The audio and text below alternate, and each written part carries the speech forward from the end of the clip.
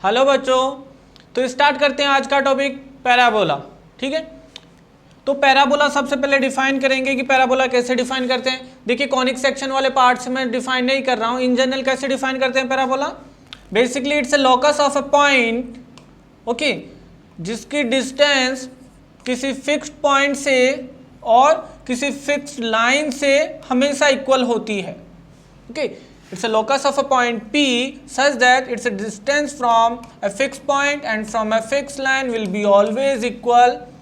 तो इस P का जो locus बनेगा वो बनेगा एक पैराबोला, ऐसे डिफाइन करते हैं। और ये जो फिक्स्ड पॉइंट होता है उसको बोलते हैं फोकस, और जो फिक्स्ड लाइन होती है उसको बोलते हैं directrix.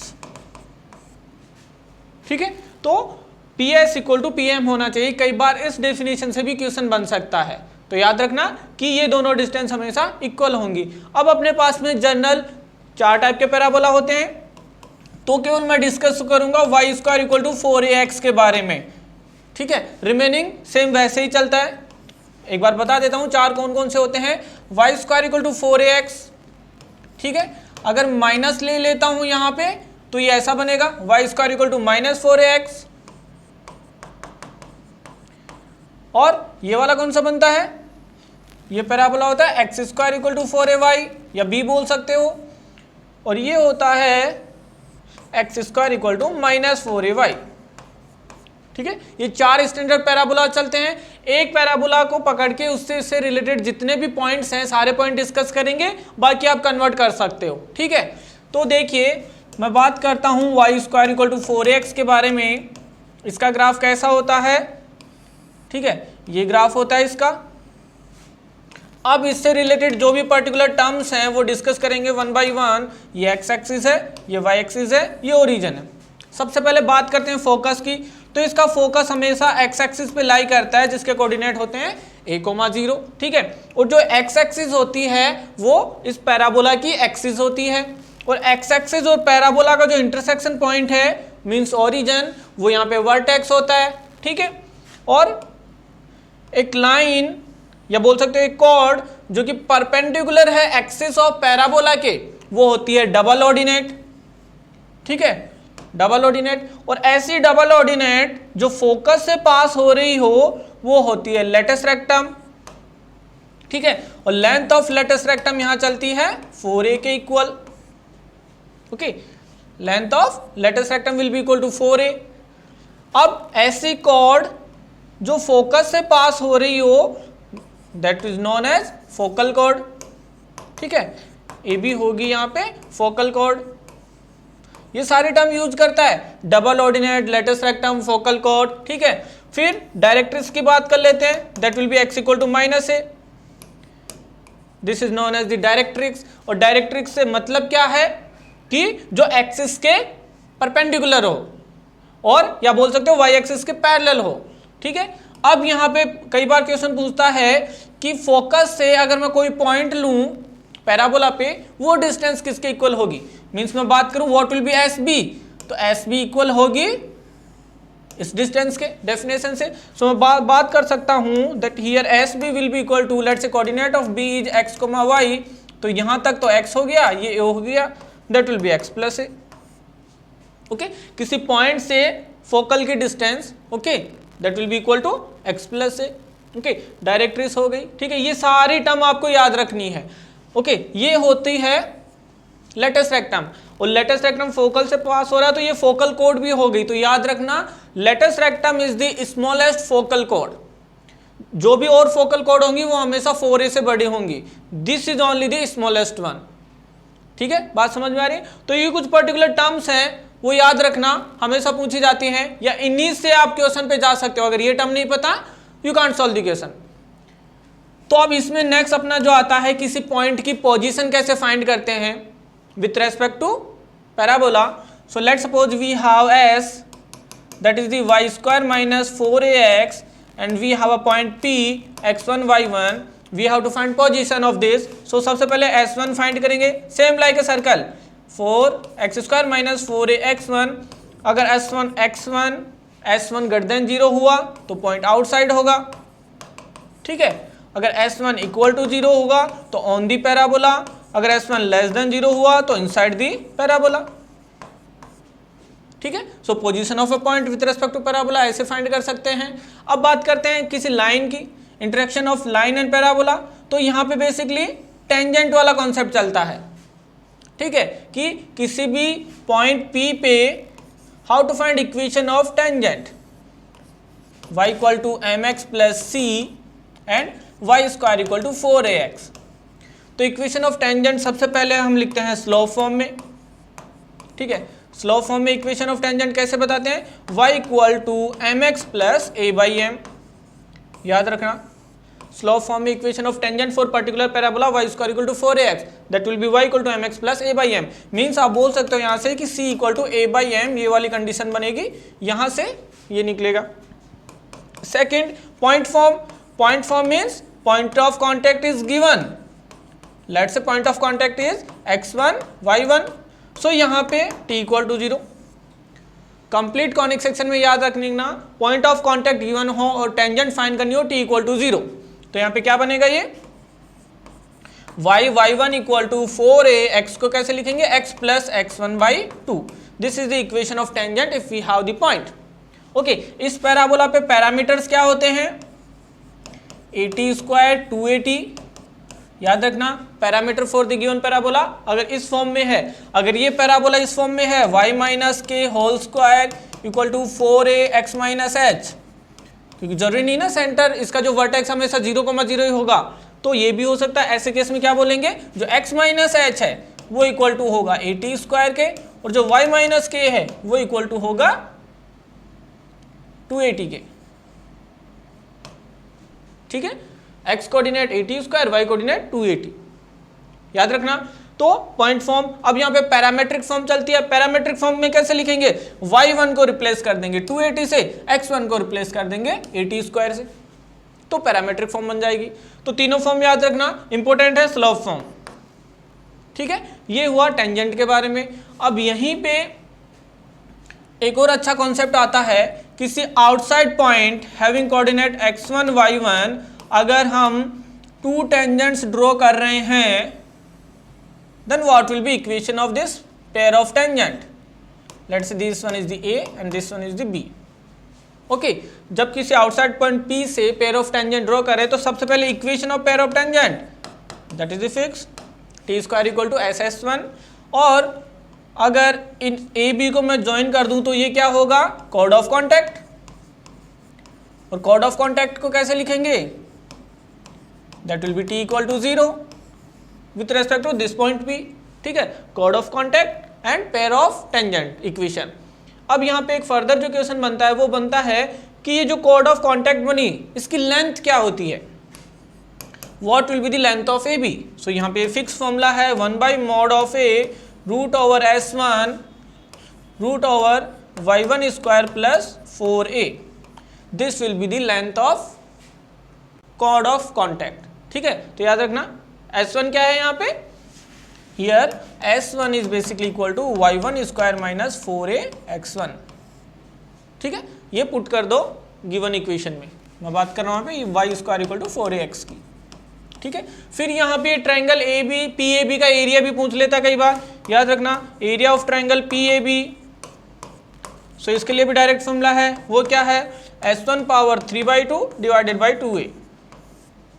Okay, S1 power 3/2, S1 क्या है, वही टर्म है, डिवाइडेड बाई 2a। तो ये याद रखना, कॉर्ड ऑफ कॉन्टैक्ट की equation, pair of straight line, इसकी लेंथ और इसका एरिया, यहाँ से क्वेश्चन बन सकता है। ठीक है, अब बात करते हैं फोकल कॉर्ड के बारे में थोड़ी सी। तो फोकल कॉर्ड कौन सी कॉर्ड होगी, जो हमेशा पास हो रही हो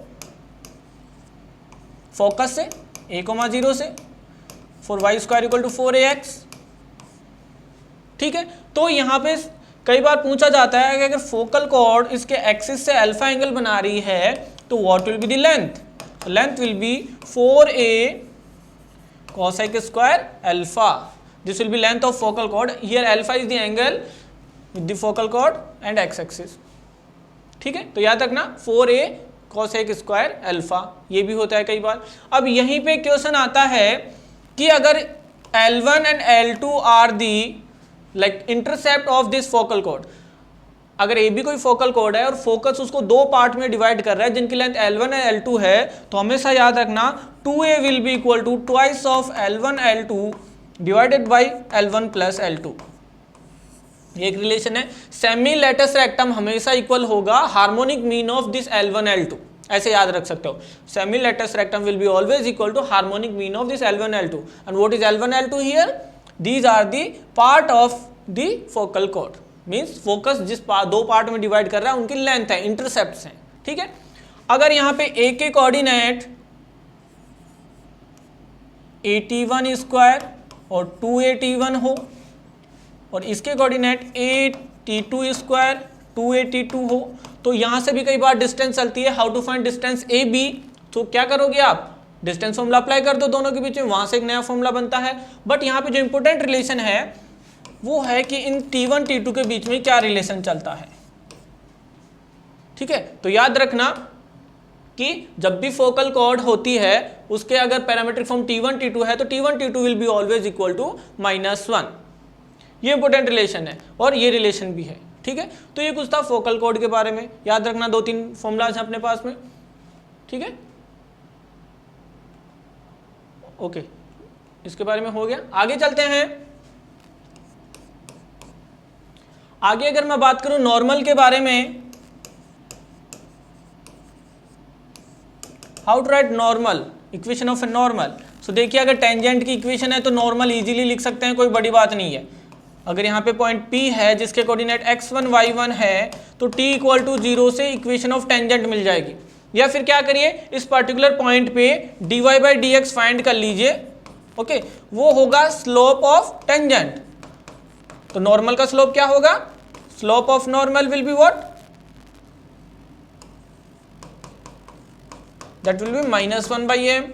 स्लोप आ गया, पॉइंट है, वी कैन फाइंड इक्वेशन, ठीक है। बट इसकी जो फॉर्म आती है स्लोप फॉर्म नॉर्मल की, वो इंपॉर्टेंट है, वो डायरेक्ट याद रखना, ओके। स्लोप फॉर्म वो क्या होती है? That is y equal to mx minus 2am minus am cube.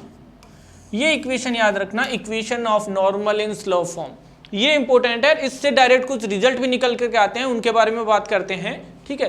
कोनॉर्मल point next topic है। कोनॉर्मल पॉइंट ये क्या है? बेसिकली कोनॉर्मल पॉइंट, जब भी कोई पॉइंट पैराबोला के अंदर हो, okay, let we have y square equal to 4ax और इसके अंदर कोई पॉइंट है h, k, let's say point P, तो इस पॉइंट से हमेशा we can draw maximum 3 normals, okay. यहां से 3 नॉर्मल्स ड्रॉ कर सकते हैं, let's say A, B and C। ये A, B, C पे इंटरसेक्ट करेगा, ओके। तो जो इसके ये पॉइंट A, B और C हैं, इन्हीं पॉइंट को बोलते हैं कोनॉर्मल पॉइंट, ठीक है। याद रखना, किसी भी पॉइंट अगर वो इनसाइड है, आउटसाइड पॉइंट से हमेशा एक नॉर्मल ड्रॉ कर सकते हैं, ठीक है। बट इनसाइड पॉइंट अगर कोई है पैराबोला के, उससे मैक्सिमम 3 नॉर्मल्स ड्रॉ कर सकते हैं और ये नॉर्मल जहां पैराबोला को इंटरसेक्ट करेंगे उन पॉइंट को कहते हैं कोनॉर्मल पॉइंट। लेट्स से इनके स्लोप्स m1, m2 और m3 हैं, तो हमेशा याद रखना m1 plus m2 plus m3 will be always equal to 0, okay. m1 plus m2 plus m3 will be always equal to 0। और इनके ऑर्डिनेट्स अगर मैं y1 y2 y3 बोलूं तो ऑर्डिनेट का सम भी हमेशा 0 होगा, ठीक है। और to draw the real normal, ठीक है, किस कंडीशन से नियर रियल नॉर्मल ड्रॉ कर सकते हैं? वो है ये जो h है उस पर्टिकुलर पॉइंट का जो x कोऑर्डिनेट है, that should be greater than to 2a, तभी यहां से 3 रियल नॉर्मल ड्रॉ किए जा सकते हैं। And this is the important condition, h should be greater than equal to 2a, then only we can draw 3 normals, ठीक है। और ये 2 रिलेशन भी याद रखना। ये बेसिकली रिलेशन आ कहां से रहे हैं? जो ये इक्वेशन अभी मैंने बताई ना, y equal to mx minus 2am minus am cube, ठीक है, ये क्यूबिक इक्वेशन है। अगर इस पॉइंट से नॉर्मल ड्रॉ कर रहे हैं तो ये पॉइंट सेटिस्फाई करेगा उस इक्वेशन को, ये उसको सेटिस्फाई करवाइए और वहां से sum of roots, product of roots वो लिख सकते हैं इजीली, ठीक है, हमेशा याद रखना। अब यहाँ पे इन तीनों पॉइंट को अगर मैं ज्वाइन करके एक ट्रायंगल बनाऊं, ठीक है, तो इस ट्रायंगल का जो सेंट्रोइड है, ट्रायंगल का जो सेंट्रोइड है वो इस पैराबोला के एक्सिस पे लाई करेगा, क्योंकि अगर ये 0 है तो divided by 3 means y coordinate 0 है, y कोऑर्डिनेट 0 मीन्स वो पॉइंट x एक्सिस पे होगा। सेंट्रॉइड में यही तो काम में आता है। तो याद रखना कोनॉर्मल पॉइंट को अगर मैं ट्रायंगल बनाऊं तो उसका सेंट्रॉइड हमेशा पैराबोला की एक्सिस पे लाई करेगा। एक और इंपॉर्टेंट रिजल्ट है, ठीक है। ये सब था नॉर्मल और कोनॉर्मल पॉइंट के बारे में। अब जो नॉर्मल है, अगर नॉर्मल में कई बार कंडीशन ऐसी चलती है कि किसी T1 पॉइंट पे नॉर्मल अपन ने ड्रॉ किया, ठीक है, ये टेंजेंट है नॉर्मल, अगर वो नॉर्मल फिर से पॉइंट Q पे उसी पैराबोला को इंटरसेक्ट करता है तो इन T1 T2 में एक रिलेशन चलता है। वो क्या होता है, this T2 will be equal to minus of T1 minus 2/T1। ये भी कई बार हेल्प करेगा, ठीक है। T2 will be equal to minus of T1 minus 2/T1। याद रखना, डायरेक्ट रिजल्ट बता रहा हूं मैं। ऐसे ही एक डायरेक्ट रिजल्ट और है, अगर किसी पॉइंट P जिसका पैरामीट्रिक फॉर्म T1 है और पॉइंट Q जिसकी पैरामीट्रिक फॉर्म T2 है, इन दोनों पे अगर मेरे को टेंजेंट ड्रॉ करनी पड़े और वो टेंजेंट किसी पॉइंट Q पे इंटरसेक्ट कर रही है, सॉरी Q डैश पे इंटरसेक्ट कर रही है, तो what will be the coordinate of this Q dash?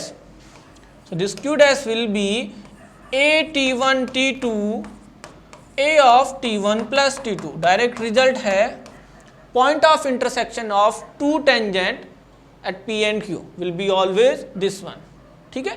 T1 का मतलब पैरामीट्रिक फॉर्म कंप्लीट है, वो a T1 square 2a T1, ठीक है। इसको कैसे याद रखेंगे, ये है ज्योमेट्रिक मीन ऑफ इन दोनों का और ये है arithmetic mean of y coordinate का। x कोऑर्डिनेट होगा geometric mean of x coordinate, y will be arithmetic mean of y coordinate, ठीक है। तो ये भी डायरेक्ट रिजल्ट है, याद रखना। इसके बाद में चलते हैं यहाँ पे, what about the director circle? What about the director circle of A parabola? क्या होता है डायरेक्टर सर्कल? डायरेक्टर सर्कल का मतलब क्या है, बेसिकली अगर किन्हीं दो पॉइंट पे, या ऐसा मान लीजिए किसी एक पॉइंट से मैं टेंजेंट ड्रॉ करूं, ओके, और उन दोनों के बीच में एंगल 90 डिग्री हो, किसी आउटसाइड पॉइंट से अगर मैं दो टेंजेंट ड्रॉ करूं पैराबोला पे और वो दोनों एक दूसरे के बीच में 90 डिग्री एंगल रखते हो, तो ऐसे जितने भी पॉइंट है कि जहां से मैं ऐसी परपेंडिकुलर टेंजेंट ड्रॉ कर सकूं, उन सभी का लोकस होता है, वो होता है डायरेक्टर सर्कल। देखिए नाम सर्कल है बट डोंट बी कंफ्यूज, ये सर्कल नहीं होगा हमेशा। सर्कल के लिए सर्कल था, लेकिन यहाँ पे ये एक लाइन होगा और ये वही लाइन है जो स्टार्टिंग में बताई थी मैंने, directrix. So directrix only the director circle for the parabola. तो याद रखना कि डायरेक्ट्रिक्स से जब भी टेंजेंट ड्रॉ करनी है, दो टेंजेंट, तो वो हमेशा परपेंडिकुलर होंगी। ये याद रखना कि जब भी दो टेंजेंट डायरेक्ट्रिक्स पे इंटरसेक्ट कर रही हैं, मींस वो दोनों आपस में परपेंडिकुलर हैं, ठीक है, याद रखना। अब इसके बाद में आता है सेंटर, डायमीटर की बात करते हैं। डायमीटर कैसे डिफाइन करते हैं यहाँ पे, या इक्वेशन ऑफ डायमीटर, ओके। अगर पैराबोला है और यहाँ पे मैं सिस्टम ऑफ पैरेलल कॉर्ड लूं और इन सभी के मिड पॉइंट को मैं ज्वाइन कर दूं, तो वहां से जो इक्वेशन मिलेगी that will be equation of the diameter. It's a locus of mid points of the all the parallel chords. Parallel chords के मिड पॉइंट का जो लोकस है वो होता है डायमीटर। अगर ये पैरेलल कॉर्ड्स का स्लोप m है तो डायमीटर की इक्वेशन होगी y equal to 2a/m for the particular y square equal to 4ax parabola के लिए, ठीक है। याद रखना y equal to 2a/m, m यहाँ पे स्लोप है जो भी सिस्टम ऑफ पैरेलल कॉर्ड्स है उनका, इधर ओके। तो ये सब था कुछ इंपॉर्टेंट टॉपिक। अब यहाँ पे कुछ प्रॉपर्टीज चलती हैं, ठीक है। प्रॉपर्टीज ऑफ व्हाट, पैराबोला से रिलेटेड कुछ प्रॉपर्टीज हैं। देखिए 3-4 प्रॉपर्टीज हैं, याद रखिएगा। सबसे पहली प्रॉपर्टी तो यही है जो भी डायरेक्ट्रिक्स से बताई थी मैंने, कि जब भी मैं परपेंडिकुलर पेयर ऑफ टेंजेंट की बात करूं तो वो हमेशा डायरेक्ट्रिक्स पे इंटरसेक्ट करेगा। जब भी परपेंडिकुलर टेंजेंट की बात करूं वो हमेशा डायरेक्ट्रिक्स पे इंटरसेक्ट करेगा, ठीक है। सेकंड मैंने क्या बताया कि अगर फोकस से किसी पर्टिकुलर पॉइंट P पे जो टेंजेंट है, फोकस से टेंजेंट पे अगर मैं परपेंडिकुलर डालूं तो ये फुट ऑफ परपेंडिकुलर हमेशा लाई करेगा उस टेंजेंट पे जो वर्टेक्स से पास हो रही है। फोकस से किसी पर्टिकुलर टेंजेंट पे, आप कहीं भी बना सकते हो, जनरलाइज कर लीजिए, किसी फोकस से किसी भी टेंजेंट पे अगर मैं परपेंडिकुलर डालूं तो फोटो परपेंडिकुलर हमेशा उस टेंजेंट पे लाई करेगा जो वर्टेक्स पे है, टेंजेंट एट वर्टेक्स। ये भी इंपॉर्टेंट प्रॉपर्टी है, ठीक है, याद रखना। इसके बाद में अगर मैं बात करूं कि किसी पर्टिकुलर पॉइंट P पे, ठीक है, ये फोकस है, पर्टिकुलर पॉइंट P पे अगर मैं टेंजेंट ड्रॉ करूं और वो टेंजेंट इसकी एक्सिस को किसी पॉइंट T पे इंटरसेक्ट कर रही है, उसी पॉइंट पे अगर मैं नॉर्मल ड्रॉ करूं और वो नॉर्मल इसको इंटरसेक्ट कर रहा है S पे और ये फोकस है, तो यहाँ पे ST will be equal to SN will be equal to SP। ये भी इंपॉर्टेंट प्रॉपर्टी है। किसी पर्टिकुलर पॉइंट पे टेंजेंट और नॉर्मल ड्रॉ करूं तो फोकस से उस पॉइंट की distance will be equal to ST equal to SM। ये तीनों हमेशा इक्वल होंगे एक दूसरे के, ठीक है, याद रखना। अब यहीं पे एक रिफ्लेक्शन प्रॉपर्टी आती है। रिफ्लेक्शन प्रॉपर्टी क्या है कि अगर रेज आ रही है ऐसी जो पैरेलल हैं किसके, एक्सिस के, तो आफ्टर रिफ्लेक्शन ये सब पास होंगी फोकस से, ठीक है। अगर एक्सिस के पैरेलल कुछ रेज आ रही हैं तो वो रिफ्लेक्शन के बाद में फोकस से पास होंगी, ठीक है। ये कुछ इंपॉर्टेंट प्रॉपर्टी थी पैराबोला से रिलेटेड, याद रखना। कुछ और रिजल्ट होंगे एक्स्ट्रा, ठीक है, वो सारे आपको याद रखने हैं। नेक्स्ट लेक्चर में मिलते हैं इससे रिलेटेड PYQ लेके, ओके। हेलो बच्चों, जो 11th से 12th मूविंग स्टूडेंट्स हैं और जो इस साल IIT JEE एडवांस क्रैक करना चाहते हैं बच्चों, उनके लिए बहुत ही बेहतरीन बैच स्टार्ट होने वाला है अनअकैडमी पे, इवॉल्व बैच, जो कि 7 अप्रैल से स्टार्ट हो रहा है। यानी कि JEE 2022 में जिनको अपना एग्ज़ाम देना है उनके लिए बैच है, ठीक है बच्चों। और इस बैच में पढ़ाने वाली जो टीम है वो कोटा की टॉप फैकल्टीज़ की टीम है, ठीक है ना। सभी टीचर्स कोटा की टॉप फैकल्टी हैं और इस साल यानी कि इस करंट ईयर में इस टीम ने बेस्ट रिजल्ट दिए हैं और ये अनअकैडमी की नंबर 1 टीम है बच्चों।